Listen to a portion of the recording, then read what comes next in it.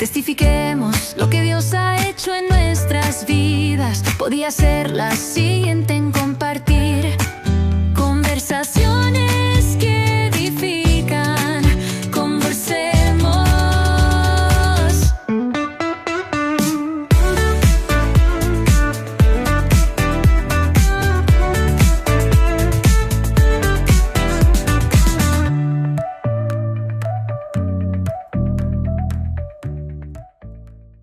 Hola, ¿qué tal? Un saludo a todos. Nos encontramos en nuestro programa Conversando con la pastora Betsa.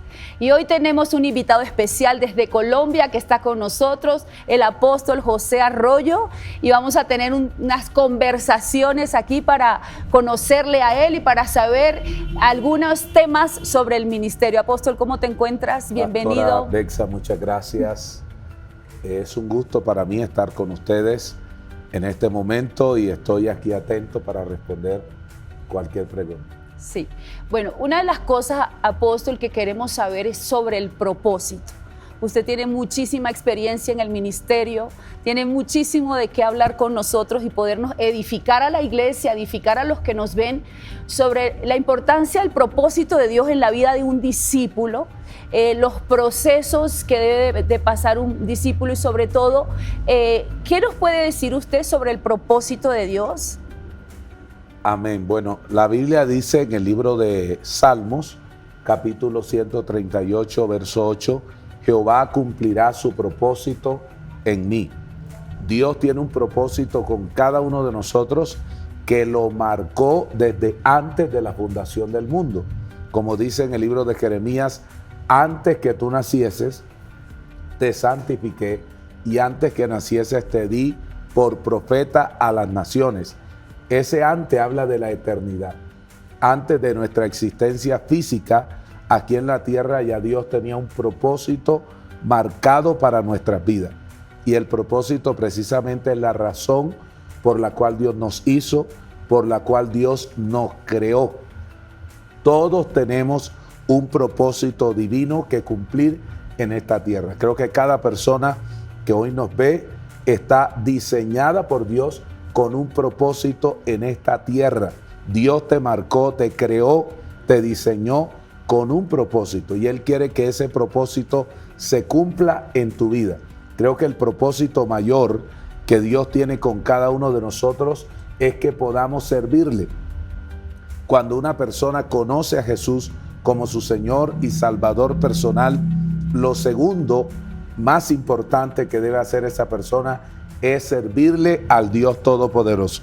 Y le servimos por amor, le servimos por gratitud, de manera que la respuesta es que estamos llamados a cumplir el propósito de Dios sirviéndole en esta tierra.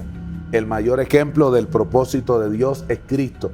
Cristo se ofreció a sí mismo para cumplir el propósito del Padre, redimir a la humanidad, salvar la humanidad. Y Dios tiene un propósito con cada uno de nosotros que podamos servirle. Servirle rescatando almas, bendiciendo familias, restaurando personas, bendiciendo nuestra sociedad.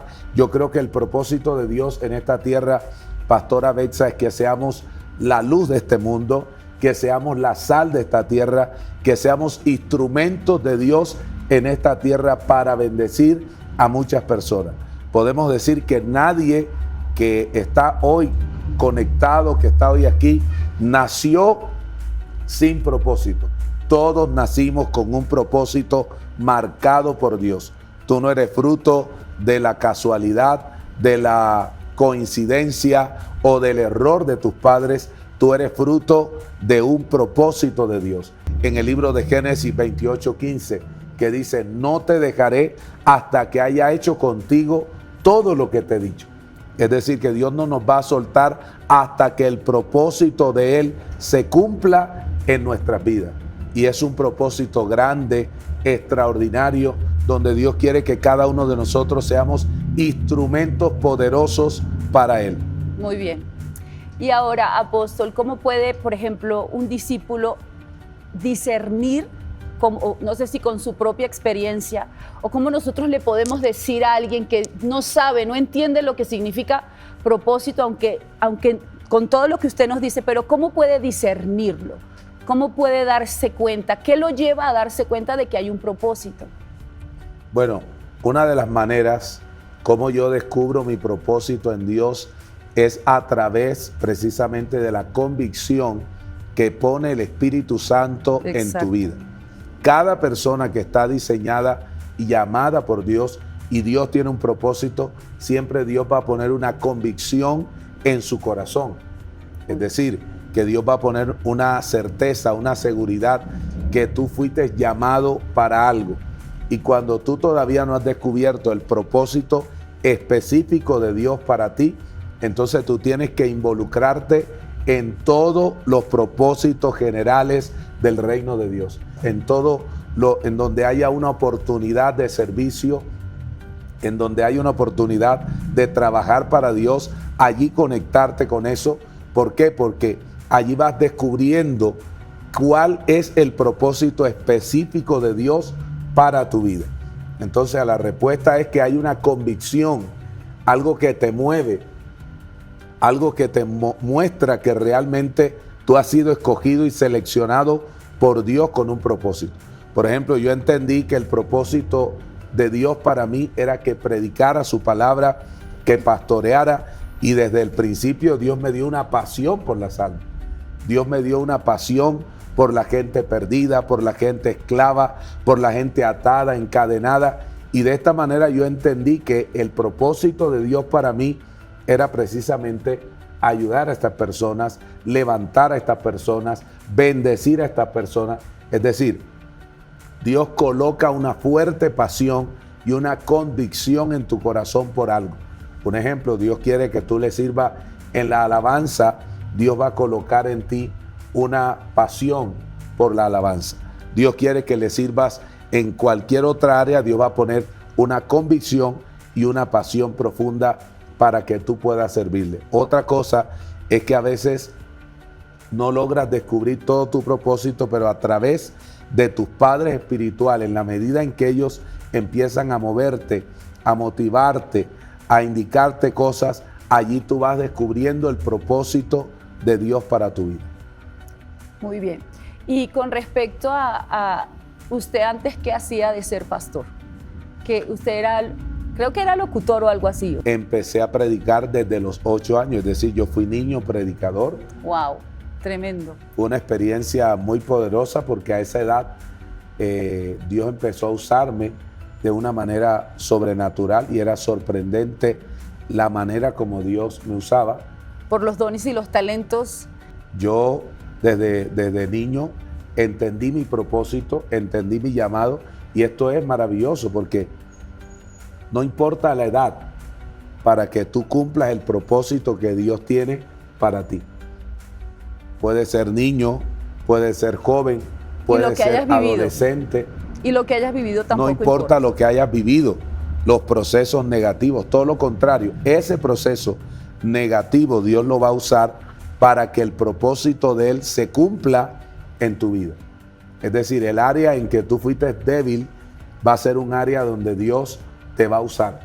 El área donde tú fracasaste es un área donde Dios te puede usar. Ejemplo, yo tengo parejas que tenían problemas terribles y hoy en día son consejeros matrimoniales y hoy en día están ganando a muchas parejas. ¿Por qué? Porque Dios usa el proceso para que el propósito de Él se cumpla en tu vida y en mi vida. Así es. Y ahora, ¿usted considera que es muy importante el proceso? O sea, pasar por ese proceso para poder llegar a ese propósito de Dios. ¿Qué opinas sobre el proceso en la vida de un discípulo? El proceso que Dios, por el cual Dios nos va llevando para llegar a ese propósito. Extraordinariamente, Pastora Bexa, el proceso realmente es la plataforma para que el propósito de Dios se cumpla en tu vida. Es decir, Dios no te va a usar como Él quiere a menos que seas procesado. Ahí está el ejemplo que está en el libro de Jeremías capítulo 18 acerca del alfarero y la vasija. Sí. Y dice ese texto que Dios llevó al profeta Jeremías a la casa del alfarero y él trabajaba con el barro y estaba haciendo una vasija y la vasija se echó a perder en su mano. Y él hizo otra según le pareció mejor, es decir, que hizo una vasija con una mejor versión. Y eso precisamente es lo que hace Dios. A veces en la vida vivimos situaciones, adversidades, procesos fuertes que nos quiebran, que te agrietas en el mundo espiritual, emocional. Pero ¿qué hace Dios? Dios pone su mano poderosa, Dios trabaja en ti. ¿Y qué es lo que hace Dios? Permite el proceso para animarte, para enseñarte, para instruirte, para prepararte, a fin de que tú entiendas el propósito de Dios. A veces los discípulos están pasando por pruebas, por luchas en diferentes áreas de la vida, y tú piensas que es lo peor que te está pasando, y no es lo peor, es lo mejor, porque Dios está limándote, está enseñándote, está instruyéndote para que tú cumplas el propósito que Él tiene para tu vida. Y también es fuerte, pero hay personas que no logran cumplir el propósito de Dios en su vida. ¿Nos podría dar 2 ejemplos en la palabra de los que sí lograron ese propósito y de los que no por causa de esa falta de carácter? No, es increíble, porque Dios puede tener un plan contigo, Sí. un propósito para ti.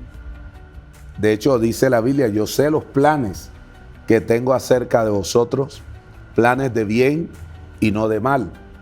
Podríamos citar primero los que Dios marcó con un propósito y lo cumplieron, como David, que no importa los procesos de su nacimiento, Dios lo marcó con un propósito para llevarlo a ser rey sobre Israel.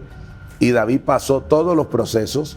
David fue siendo llevado por Dios de manera gradual hasta cumplir el propósito que Dios tenía para su vida.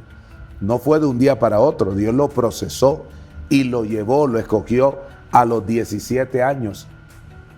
Lo ungieron delante de sus hermanos, delante de su padre. Después lo ungió la tribu de Judá, y después lo ungió todos los ancianos de Israel a los 30 años. Pasó todos los procesos. Pasaron 13 años donde David fue procesado, fue entrenado, y durante ese tiempo usted va a encontrar que David fue aborrecido, David fue atacado, David enfrentó tantas cosas, osos, leones, dificultades, gigantes, batallas. Entonces, hay gente aquí que está enfrentando osos, leones, batallas, dificultades. ¿Por qué?